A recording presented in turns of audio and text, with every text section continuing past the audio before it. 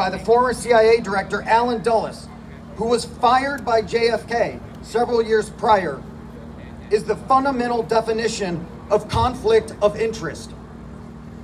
This would be no different than James Comey, the former FBI director fired by Trump, heading up a commission into Trump's assassination in Butler, Pennsylvania this past July, had he not turned his head at that very moment. It is with a deep sense of gratitude, honor, and love that I introduce to you my dear friend, Judith Berry Baker.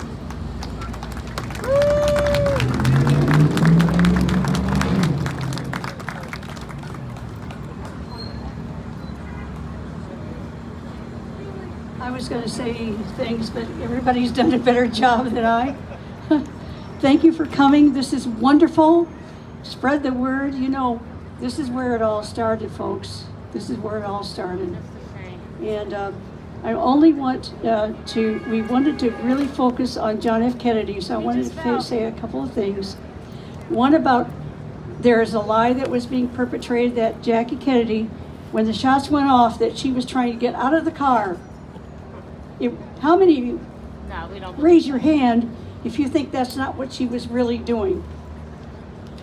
All right, for some of you who don't know, she saw a piece of occipital material, and anyway, for the back of the head, not parietal, piece of skull, and some brains and blood. She grabbed it. She held that in her hand all the way to Parkland Hospital and said to the doctors, "Can you use this to save my husband?" That's what Jackie Kennedy did. She wasn't trying to run away or escape or anything like that. We have Dan Rather, who he actually is still on TV and everything. Dan Rather saw the Zapruder film, and he said, "I'm out of breath. I just ran here as fast as I could. I saw the film." And by the way, you guys won't see it for years, okay? That's what actually happened. Life magazine put the sequence of John Kennedy being shot backwards, so it looked like his head was thrown violently forward, and that's what Dan Rather said. "I saw Kennedy's head thrown violently forward." Later, when the Zapruder film out and you saw it was the other way, violently thrown backward, meaning that Lee Oswald couldn't possibly have shot. Unless bullets go back. What did the bullet do? To go around the corner and come from the back to hit him in the... It's just ridiculous. There is so much. So there are many good books out there. One of them is JFK and the Unspeakable. It's a wonderful book. There are others. Dr. Mary's Monkey. So I just want to say this, that we have a lot of lies. We know what lies are like now, don't we? From the media. All of you, I just want all of you to thrive and to know it's under God's good heaven here that we need to love each other. Ah, yes. Amen. All right? Amen. Let's quit about this dividing each other. You're male, I'm female. Look, we are human beings and we need to love each other. We know we're on the brink of real war, and we don't want that. None of us want that. Raise your hand if you want nuclear war. Let me see your hands. All right, so why isn't the will of the people being listened to? So we, the people, need to speak up. All right, now we're going to have at 12:30, I'm going to have Dory Wiley come up. The wonderful thing about Dory is he's been pushing about the truth about the Kennedy assassination, and he is a absolutely fantastic citizen of Dallas. So we have a great Dallas representative here, and I wish to introduce him now. And what's going to happen, he's going to lead us into, at exactly 12:30, the moment of silence, and then we're going to have taps played, and then we're going to sing Amazing Grace together with our friend here, Susie. So thank you so much and here comes Dory Wiley.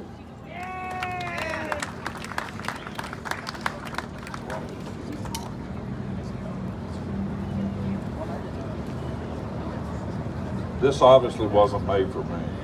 I don't know if I can get this thing up or Get it not. up.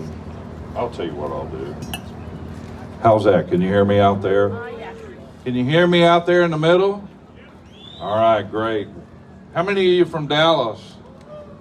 How many are you visiting? God bless you. Welcome. How many is your first time to Dealey Plaza? Oh, great. Well, welcome to Dealey Plaza. We're glad to have you here. We want you to know that today we're not celebrating a death, we're celebrating a life. We're celebrating a life. We all have mixed emotions about coming down here. I want you to know it's really special. These people up here and a bunch of people in the crowd, some of them get here often, some of them don't. Many of them live out of town. A lot of expertise here on JFK research. We're called JFK researchers, okay? And come up and meet some of them. You'll be surprised. You would be surprised what we know. You'd be surprised what some of these people know. There are some really top-notch world experts up here that know the truth, or something very close to it, and you can learn a lot today. We're not here to teach you about that today. We're here to celebrate a life. When John F. Kennedy came down that street 61 years ago, at first he was terrified. He was terrified to come to Dallas. He was warned not to come here by his secretary and many others. Dallas was known as a city of hate, that they hated him. He shouldn't come here. Many warned him that he would be killed. And when he got up in Fort Worth and spoke in the light drizzle rain out to a crowd, there were people that observed his hands shaking as he spoke. Imagine that. He was terrified. He prayed on the plane over. He talked to Jackie about possibly getting killed and tried to make light of it. He actually forethought his death. He was on a boat with his friends and read the book 7 Days in May. And he closed the book and looked at him and said, if I die, this is how I'll die. It'll be the government that kills me. And so I know what I'll do. I'll have my friends in Hollywood make a movie. And if you haven't seen it, you should see it. Burt Lancaster, Kirk Douglas, Ava Gardner. It'll give you chills to the bone. JFK knew that his life was at risk, and he knew why. The question is, do we? Do we know why? And when he came down that Main Street in Dallas, over 250,000 people greeted him and said hello and yelled at him and cheered his name.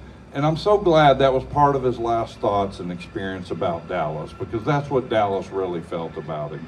Regardless what a few conniving, conspiring individuals that may have been involved in the assassination, that was not Dallas. Dallas loved him. And the last thing that he heard was Nellie Connolly, the governor's wife, saying, you can't say that Dallas doesn't love you.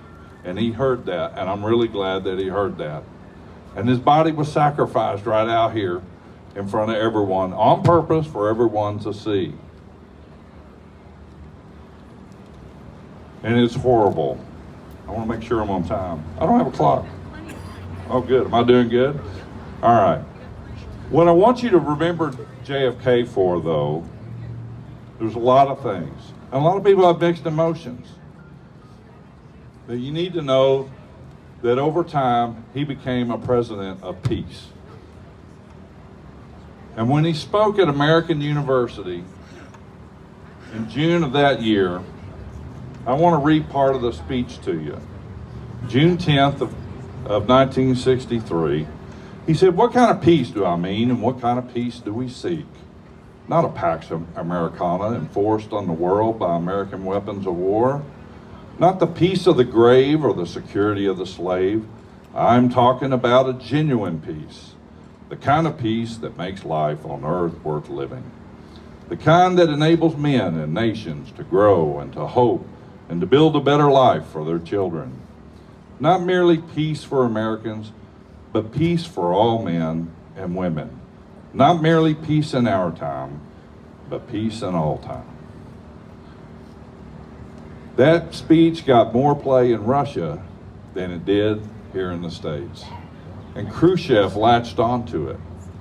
And Kennedy had to develop his own lines of communication to Khrushchev and basically say, hey, I have less control over our military-industrial complex than you do. I need your help. Now, understandably so, the Joint Chiefs of Staff took that as treason because he wasn't using the CIA for connections to Khrushchev or the State Department. He had his own. And I guess I could empathize with that because they had worked for Ike and they had all come out of the World War II, a terrible time. And here we had this rich playboy in the mansion, and he's wanting peace, and he's talking to Khrushchev. But they were wrong about him, and they misinterpreted his intentions. And it was Khrushchev that had to back off at the Cuban Missile Crisis. It was Kennedy who was right, because they had nuclear weapons in Cuba, not the Joint Chiefs of Staff. They were wrong. It was Khrushchev that had to back off in the Berlin crisis. And it was Khrushchev that teared up when he found out that Kennedy had been killed. So it's understandable when the Joint Chiefs of Staff show up with Kennedy, whether you like him, whether you don't, his faults, his great traits, he's faced with this decision. The Joint Chiefs of Staff got in front of him and said, we need to do a first strike. We'll only lose 39 million people, but we'll win. And Kennedy was the first person to think, well, mutually assured destruction is not a strategy, and it's ludicrous. Imagine the pressure on him with all that stature in the Joint Chiefs of Staff to stand up and look at that issue and say no. What courage it took. So no matter what you think about Kennedy, he gets a check mark, and he gets our praise for standing up for all of humanity and helping to save the world, at least at that point in time. He sure does. And that's the thing to remember today. And I want you to know that peace that he's looking for, where does it lie? Where does it lie?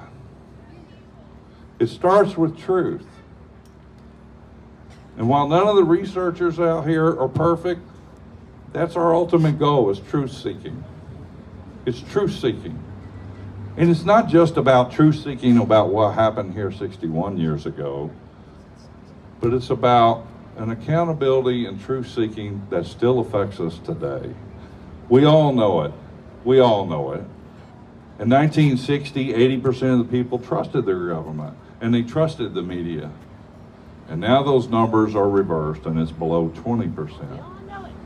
So I want to encourage you, no matter who you talk to, no matter what you listen to, no matter what you hear, you're encouraged to do your own truth seeking. Find truth. And truth doesn't start on this hill, and it doesn't start with that X out in the middle of the road. It starts in your heart, and it starts with the good book in the Bible. It really does. And with that, I think we're getting close.